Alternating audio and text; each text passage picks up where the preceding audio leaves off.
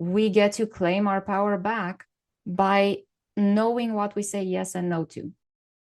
You need to have the divine in order to have the mental and emotional balance. You're still the one who can detach from a part of you that is no longer serving you and connect to a part of you that is truly grounded and better. Have you ever noticed how easily we believe every thought that crosses our minds? A self-critical thought emerges and we mistake it for our identity. But what if your power lies in realizing that you are not your thoughts? In this conversation, we explore what it means to detach from the stories our minds create, why resisting thoughts often gives them more power, and how acceptance can become a pathway out of the darkness. Today's guest is Ana Maria Jinga, a business and lifestyle identity coach and the founder of Becoming Abundant, a faith-rooted personal growth movement dedicated to helping women reclaim freedom in their minds and hearts. Drawing from her background in psychology, neuro-linguistic programming, holistic wellness, and faith-based mindset work, Ana helps people break free from limiting patterns and reconnect with their God-given identity and purpose. This episode is a reminder that our thoughts do not define us, that we are never meant to walk life's challenges alone, and that even in our darkest moments, there is a path back to hope, freedom, and holiness. Don't be shy to ask for help. Please enjoy my conversation with Ana Maria Jinga.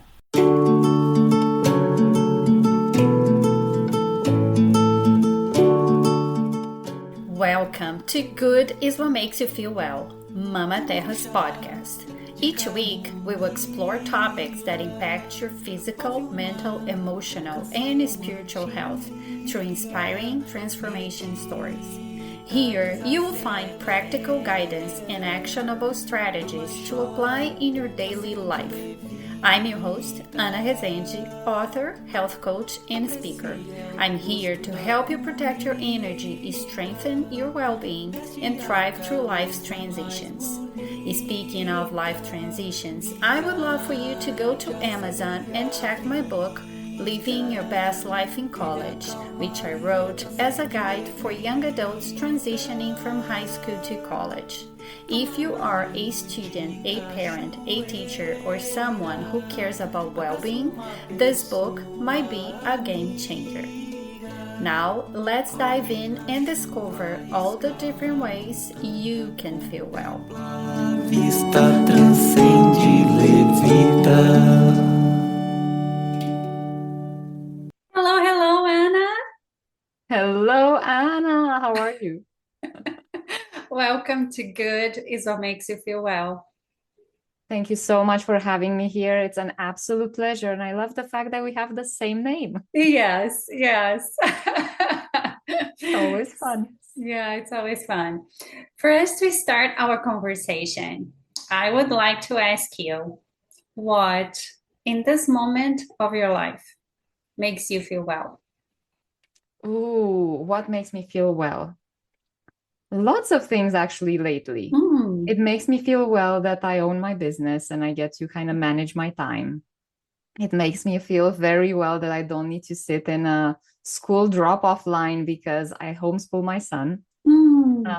It makes me feel well that in about 2 weeks, I'm going to travel to Florida. So I'm going to go away from the cold weather in Calgary. That makes me feel very well. It makes me feel well to know that I get to live a very free and happy life with the choices that I get to make. It makes me feel well that my self-care is my go-to whenever I have a bad day. And I probably can go on and on and on because I have lots of things that make me feel well. That's why I was so inspired by your podcast, because we get to talk about more things that make us well. Yes, I absolutely love when I have a guest that has a long list. Because that is what we're here for, right? Yes. To find things that makes us feel well. And then we live happy lives, right? Exactly. And it's Yeah. so powerful realizing that, because we have all of these things within our control that can actually make us feel well, but we forget about them. So it's always great to have conversations like these, because we get to inspire others to be like, oh, I can do that too. And we're like, yeah, Exactly. that's why you get to live well. Yes. So I loved when you mentioned that you own your business now and you have control of your time. Yes. So you find that freedom, Mm. right? Because that inner Amen. freedom is so important. I'm living the same kind of life because I'm an entrepreneur too, and I do manage my time. Yeah. But for the ones that are not, we still have choices, Yes. right? And like you Very true. said, your self-care is your go-to. So even if we were still working in corporate jobs and still waiting in the pickup line to pick up our kids, there are things we can do to feel well. Always. Always. Always. Yeah, So I true. love that. Because we have control over the things we choose. I remember I've been a full-time entrepreneur for the past 5 years. But before that, I had jobs, I had school drop-offs, all of those things. Everything was happening. And I remember how important it was to have water always with me, small things, have my favorite music in my headphones, have snacks in the car for my son for pickup and drop off, have things ready for me, like podcasts, like, okay, I need a break before I go into work. Let's go grab a coffee and just have that as my little morning self-care. Those are the things that we forget that they're so available for us if we're aware of them. But I had times in the past when I didn't know that freedom is so readily available, that I found myself overwhelmed by so many things, forgetting that I can choose what's priority, what's important, what's the first next step that I can take that will influence other things. I was forgetting that.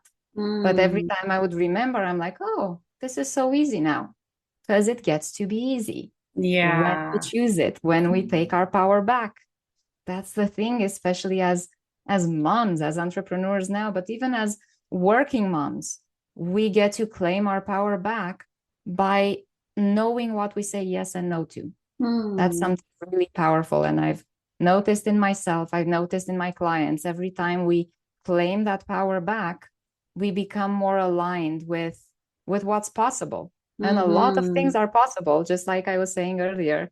How many things I have now to talk about how I live well, because now I'm more aware and more tuned into what's possible. Yeah. And that awareness, oh my gosh, it Right? is so key. So true. Yeah. So Yeah. true. So you had those little realizations along the way throughout your life. Tell me the story, if you may, how the concept of feeling well and wellness was for you throughout your life. How was the Ooh, journey? I love this story because it's a little bit of a long one, but I'll try to keep it short. As we were talking earlier before we jumped on, I used to live in Romania, born and raised in post-communist Romania. Wellness is not a concept there, was not a concept there. And everything was meant to keep you small, keep you going. Don't focus on what you need, just do what is necessary to get through the day. And that's how I lived most of my life until I moved to Canada.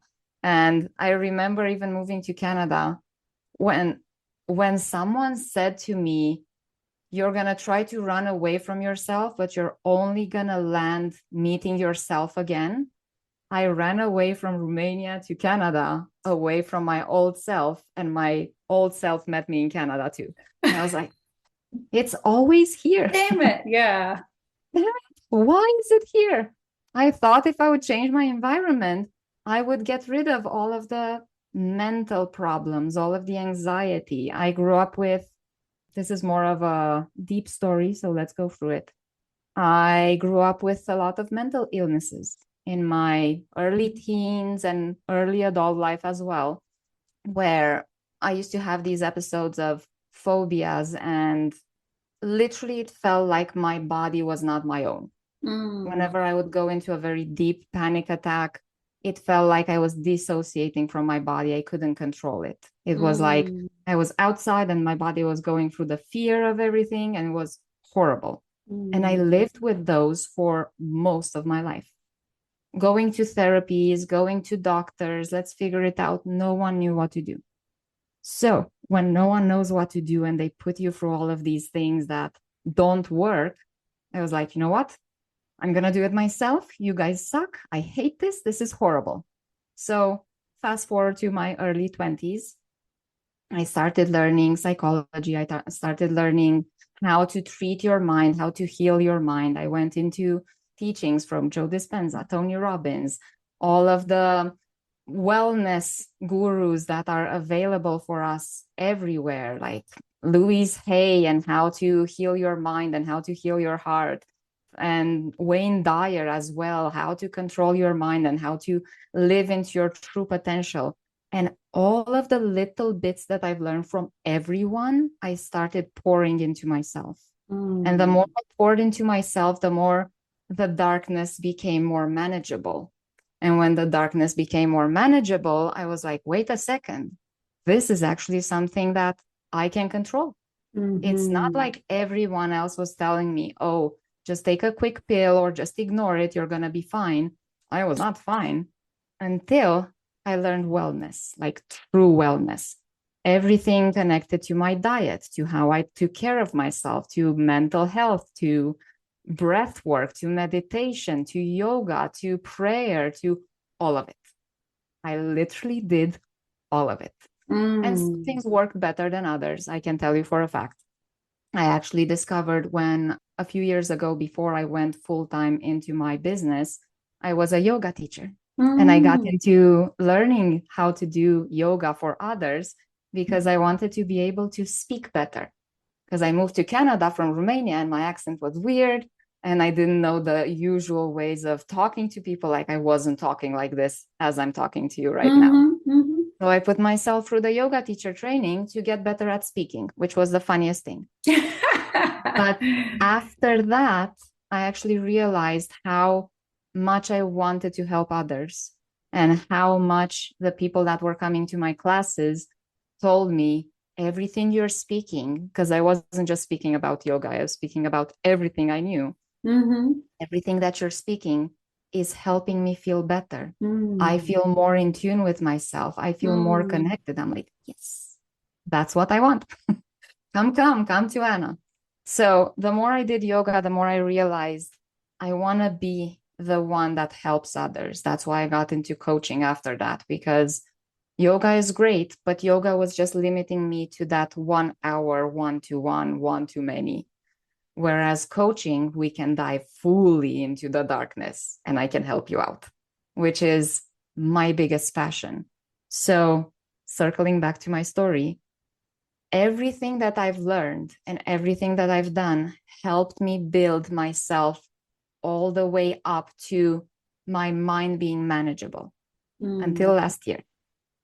And last year was, oh, I'm going to cry. Last year was this powerful moment when, after running away from my faith, and I was born and raised Christian Orthodox. And as you know, in Romania, we have a lot of churches and all of the things, but a lot of the priests there are not fully holy people. And that's what made me kind of run away from religion itself. Up until like last year, on one of our trips back to Florida, my son's friend has a mom who's also Christian, who also went through the same stories as I did, and told me, Anna, I need to take you to a church, and it's a non-denominational church. You don't need to worry about anything weird. You're just going to go there and see if you like the energy and the pastor and everything. And I went there with my husband and my son. And I can tell you, Anna, it was so beautiful. Felt like a home that I was away for so long. And I told my friend Siri, I'm like, oh my God, this is the place. This is what I was missing. So last year in March, she wanted to recommit to her Christian faith, and her husband was also a pastor in previous years. So he's like, I can walk you through the baptism, if you want to call it, the recommitment. And I told her, I need to do that too, because all of these years have been so crazy. And I know that I just want to come back to Christ to make it as a commitment. Like, hey, I've done all of these things and I want to take it to the next level. Like, I'm here, I'm back home. So I remember March 16th on the beach, ocean waves, quite cold, but it was perfect because it was Florida. As I was walking with her husband in the waves, my mind was the busiest, loudest thing ever. Fear came up, panic came up, all of the things that I was working through so many years to conquer, everything came up. And I'm like, I know this is something that I'm going to live my whole life with. So we're just going to manage it. I want to be here for me, for the relationship with God. I just want to be here. And I walked in those waves, and I have no idea what her husband told me, probably a prayer or something. Nothing outside of my head was available for me to hear. And the moment we went under the waves and brought me back, everything got quiet. Oh, in my mind, my everything got gosh. quiet. My heart was at peace. It was like I couldn't believe it. And Anna, I have to tell you, it's been quiet ever since. All of the work, all of everything was like, okay, I can manage it. And that moment was the cherry on top when I said, I'm just going to manage this my whole life.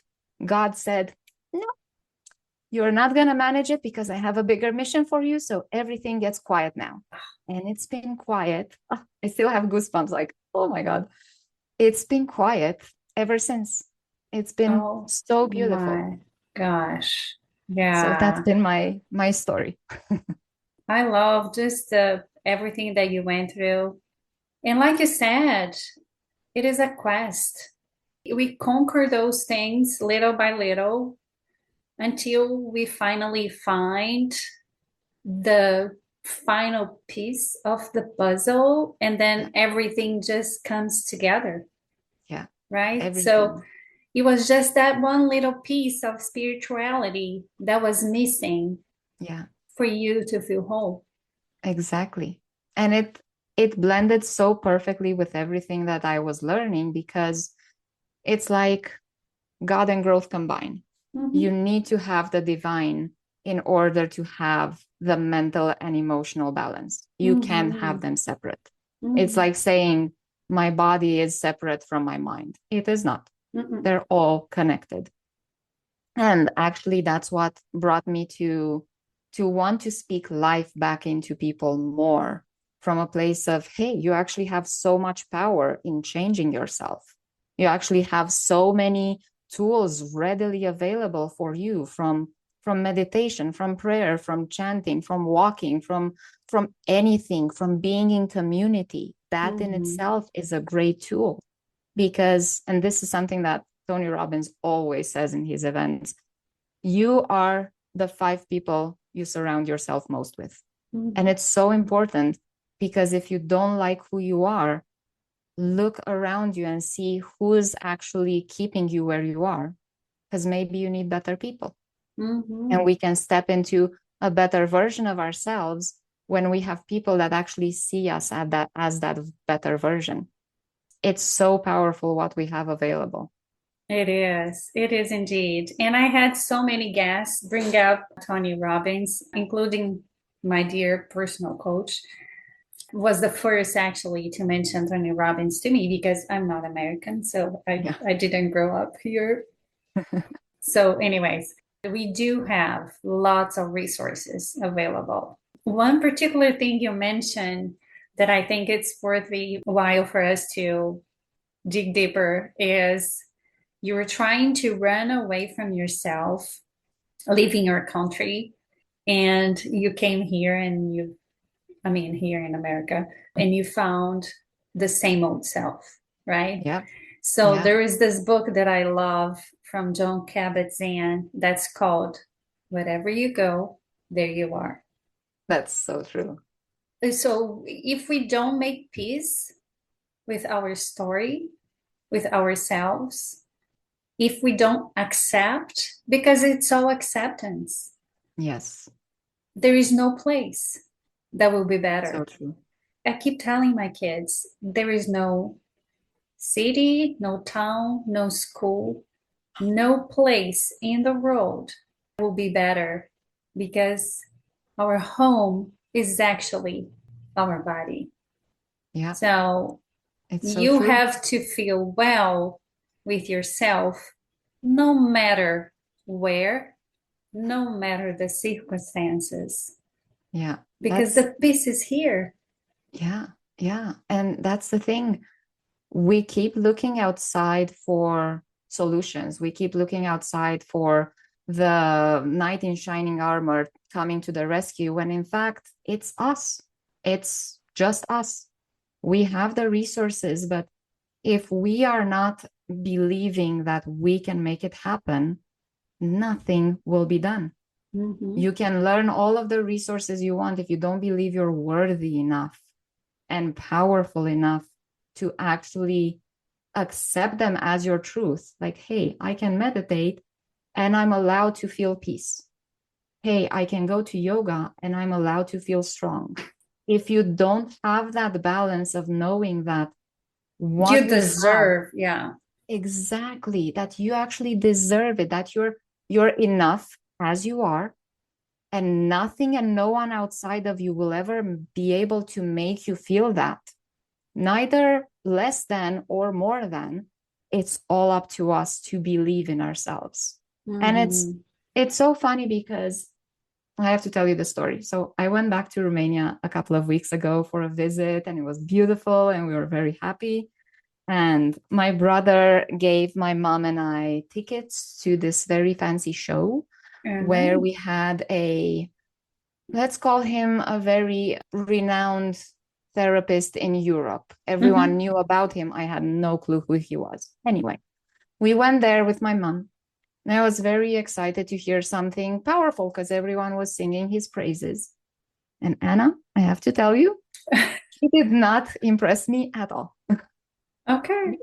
Because I've worked so much with people, giving them the power back to themselves that they can actually heal themselves. He said, you cannot control your mind. You have no power over your thoughts. And I was like, oh, sir, Okay. how dare you say that, when I know that if I'm not controlling my thoughts, they will be like, woo, in a different direction.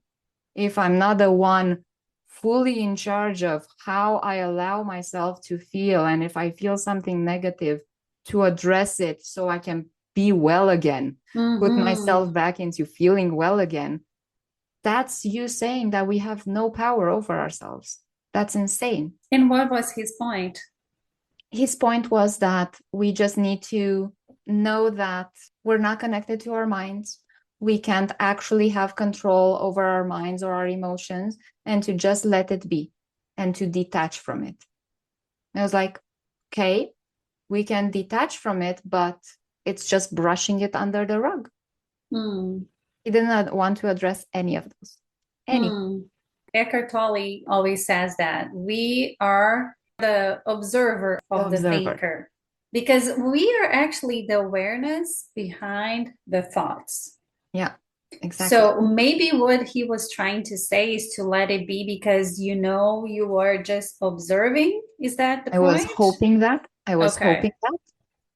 But every time he would go close to that, he would steer away from, you just need to figure it out, but you cannot control your thoughts. You cannot control your emotions. And I'm like, you're not No. landing where we actually can influence. Sure, Yeah. we control everything we think. Obviously, we have patterns, we have all limitations, we have all of these things happening in our minds. Neuroplasticity is a very tangible thing. We know that our mind and the way we react to things is a byproduct of how we used to live, how we used to act, all of that. But that doesn't mean that once you're there, you can't change, because you can go and do the same things in a more positive way and circle back into a more well-grounded version of you. So just like Edgar Tolle was saying, you are the observer, but you're still the one influencing. You're still the one who can detach from a part of you that is no longer serving you and connect to a part of you that is truly grounded and better. Like we have all of that power within us. Yeah. Because yes, we are not our thoughts, but at the same time, we're the ones who can control the thoughts. Yeah. If I think I'm a bad person, I can then counteract that thought with, is that really true? No, I'm actually a bad person right now because I feel like that, but I'm actually genuinely a good person that just wants what's best for others. Okay, so that thought is not standing on anything rooted in truth. Yeah. Let's leave it alone. We can detach from that. Yeah. So what I think is super interesting from your story is the minute that you stopped resisting your monkey mind, your crazy, busy mind, then it all went away. Yeah. And I never believed it, like it could happen like that. And it went. So the minute we let go and we stop resisting, everything just flows. Exactly. Because the thoughts are waves, they come and go. But if we Exactly. do resist and battle, then they will never go away.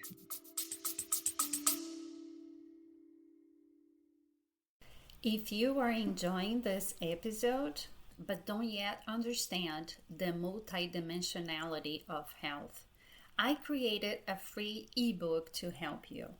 It's a simple yet insightful few-page book you can read in less than 10 minutes.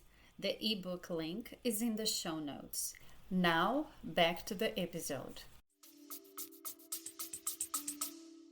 Yes. Yes. If we have resistance, then we're fighting against the thing that we want to let go of.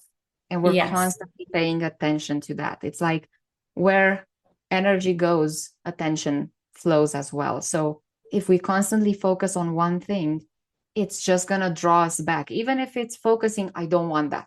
You're still aware of it. Yeah. But if we detach from it, going back to Edgar Tolle, if we detach from it and allowing ourselves to be who we are, we're at peace, we're happy, we're joyful, we're created to be expansive, we're created to be heaven on earth even. We can bring that essence of peace and groundedness here because that's who we are. We're not just little creatures here on earth. We're actually having a soul inside that's divine, that's powerful, that is so impactful. So that in itself is where our power stands. Absolutely. I couldn't agree more. And what Eckhart Tolle says, he has such a simple way to convey complex subjects. Being the observer of the thinker is such a key concept. Yeah.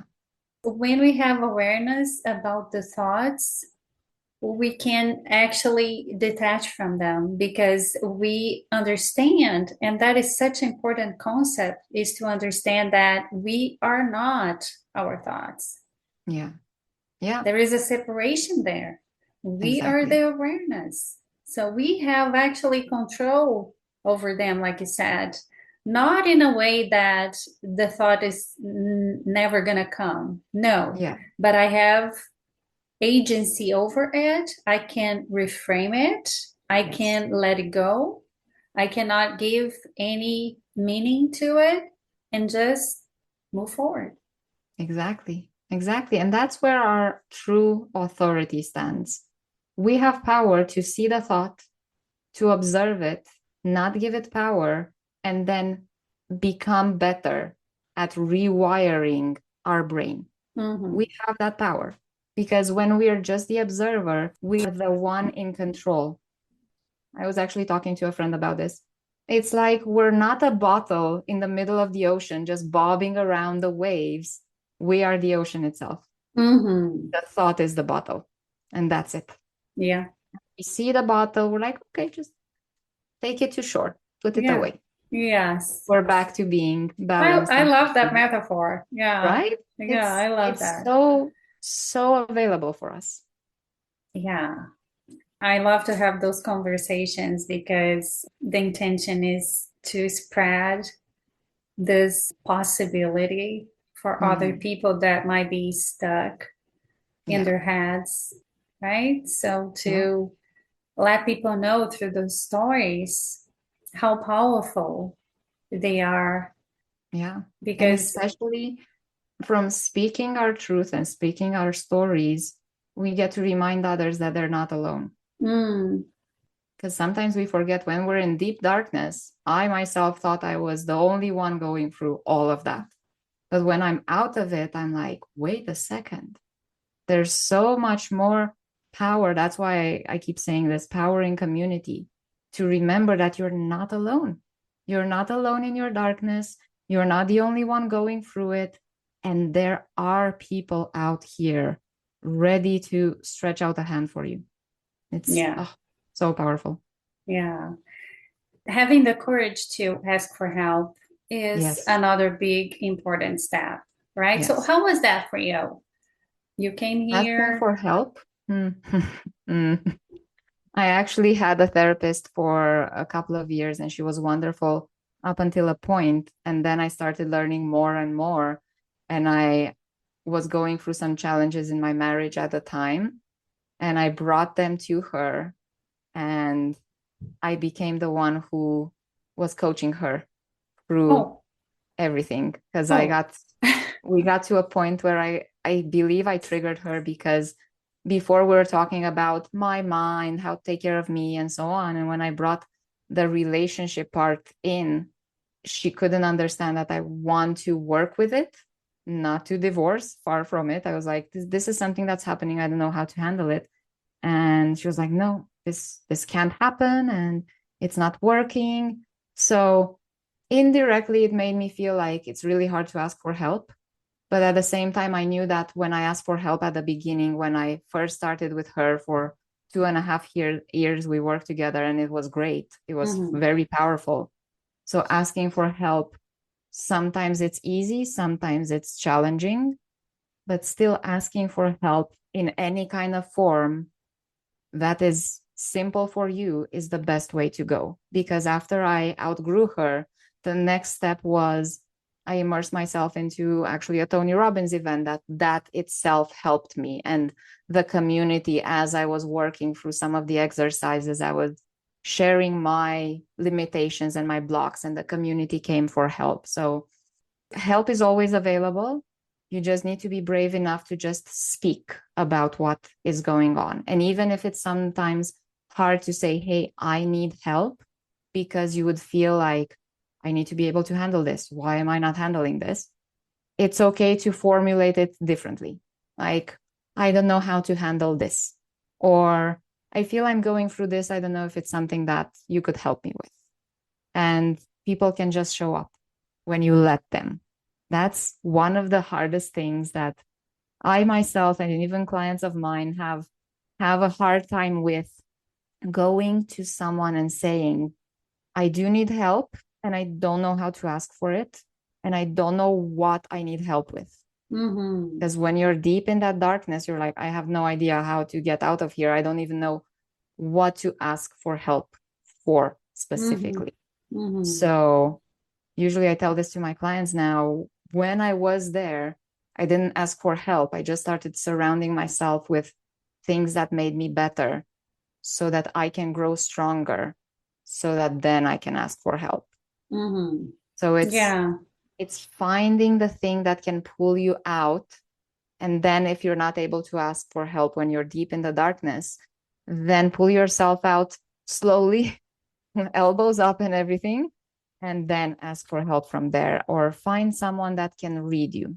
That is something that is always very important, to have someone in your circle that can know, hey, what's going on? What's going on? You're kind of quiet. You said that a little bit differently. What's going on there? That is something we sometimes forget that we can do for others when they don't know how to ask for help. Listening to them, seeing them, being like, oh, hey, we haven't met in a while. Let's go for a quick coffee. And if they say no, then say, okay, but are you okay? I just want to check in on you. That little glimpse of, yes, you can be the one asking for help, but at the same time, yes, you can be the one reaching out for those who need help. Yeah, yeah. We can Yeah, be the light for exactly. someone's darkness. Yeah. Exactly. But from what you said, what I think is really important, of course, sometimes we don't know how to ask for help. Yeah. We don't know what is going on and what to ask for. But being open, Yeah. open to possibilities and new things is important. Like you were able to seek for something. So you said, well, let me listen to this guy. Yeah. Let me Exactly. listen to this other guy. Let me read this book.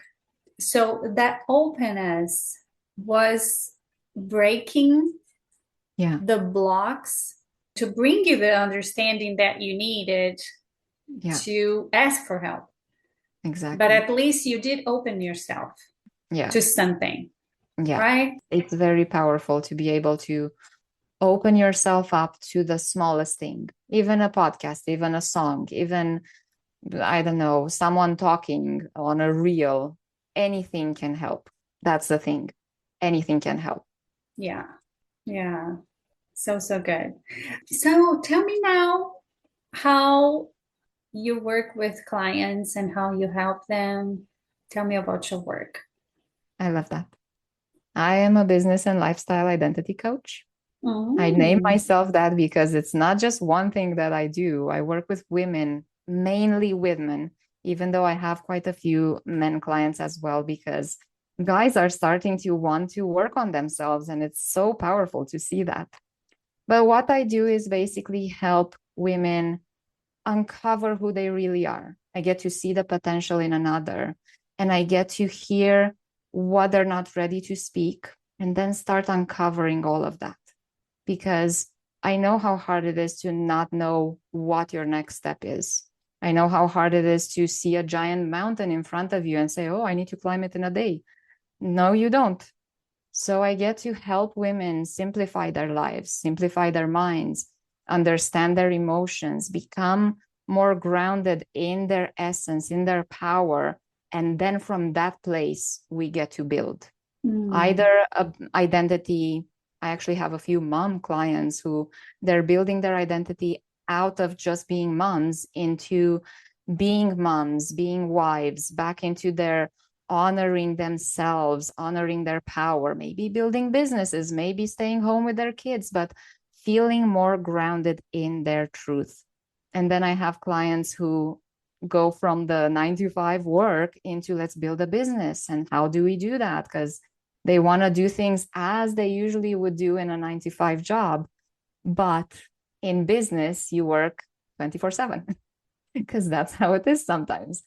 And it's finding the balance of not going into burnout, building something, first of all, honoring the fact that a business doesn't have to be built in a weekend, and we can chunk things down, slow steps, very normal building, instead of feeling like they have to do everything themselves, finding their resources, finding their community, finding their mission. I even have clients that are coming to me and being like, I have the money to make it happen, but I have no idea where to put it to. Like, great, you don't need to spend money to make a business. Let's start with what you want to bring. What would make you happy? What would feel like, hey, at the end of your life, this was my legacy and it felt fantastic to experience it and now to live it for someone else. Build that. So we work around a lot around the identity of who they think they are and then who they actually get to be, and bridging all of that gap together. And it's my favorite thing, just peeling the layers of who they are covering themselves to. Oh, I'm just a mom, I'm just this. No, you're not.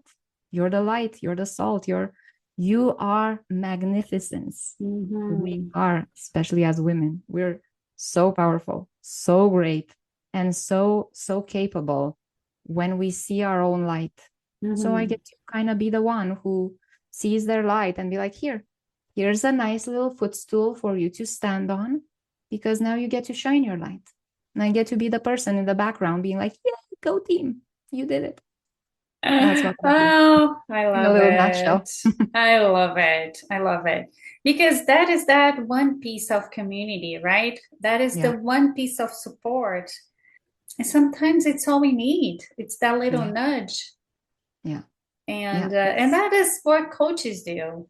We don't give them answers. We just help them find the answers within them. Exactly. We actually get to be the mirror that they need, not even the light. We get to be the mirror, and a very clean and organized mirror being like, hey, this is who you actually are. I know you don't see it now, but the more I speak about who you are, the more you get to feel it too, because I'm not speaking of me creating you. I'm speaking about what I'm seeing. I'm speaking about what I'm hearing, how much you have power in your choices, in your self-care, in the way you do things to uplift yourself and impact your family, your community, your business, your clients, everything. Everything is available. Yeah. That's it's so beautiful doing this. Yeah, it's a beautiful work.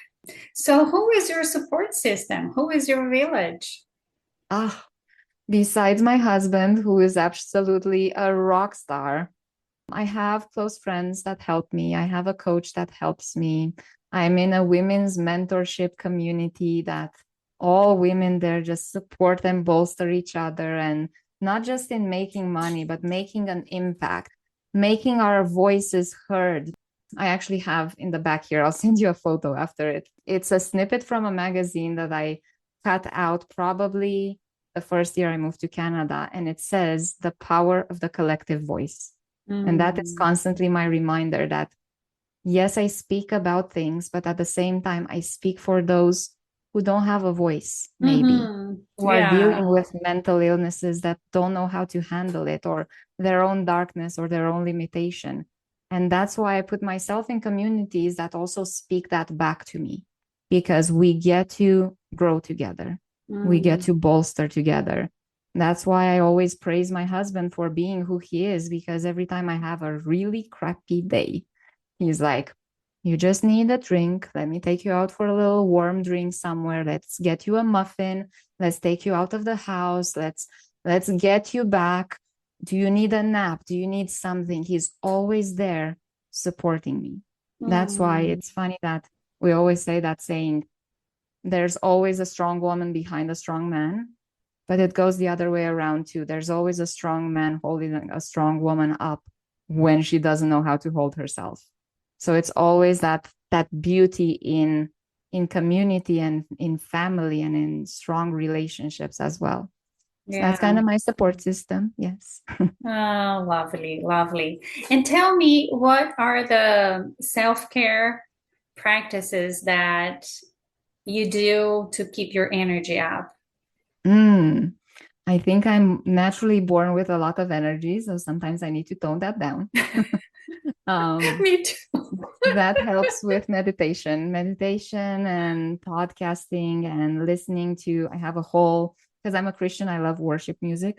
I have a whole playlist of songs that make me feel really good. So those are kind of the things that mellow my energy. And when I need more energy, I have all sorts of like power songs, and I go to the gym. I even built downstairs in my basement a little gym corner for me to just amp my energy. So moving my body, feeding me really good food, lots of protein, lots of great nourishing things. I go see sunlight as often as I can. Even when it's cold, I'm trying to be like, okay, 10 minutes, just 10 minutes.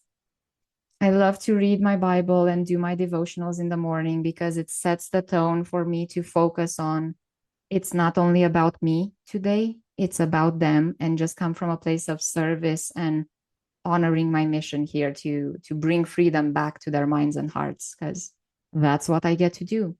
So honestly, between nutrition, moving my body, and taking care of my mind, those are the main key factors that I always love to do during my self-care, because we get to take care of ourselves every step of the way. Yeah. Yes, we do. We do have those many choices available. We just have to be wise to choose whatever makes us feel well. Yeah, exactly. Because very nice. For us to wrap up, is there anything that you would like to mention that I did not ask?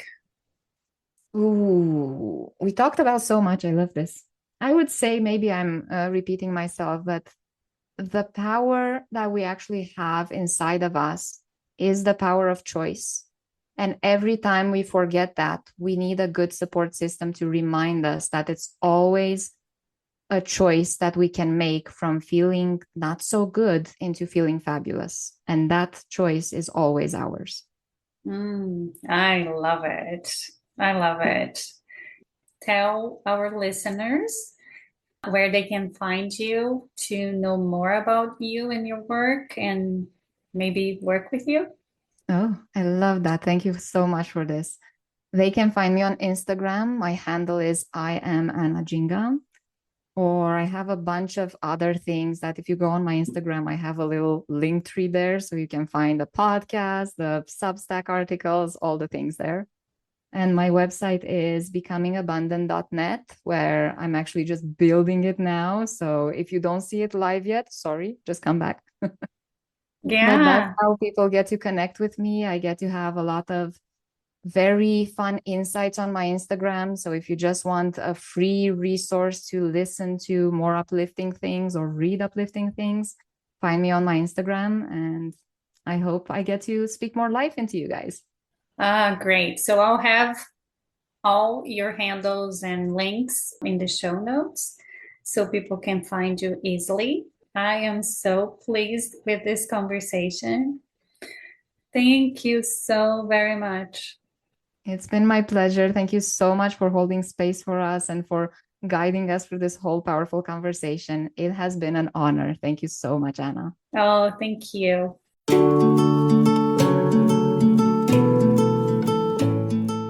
Thank you so much for listening.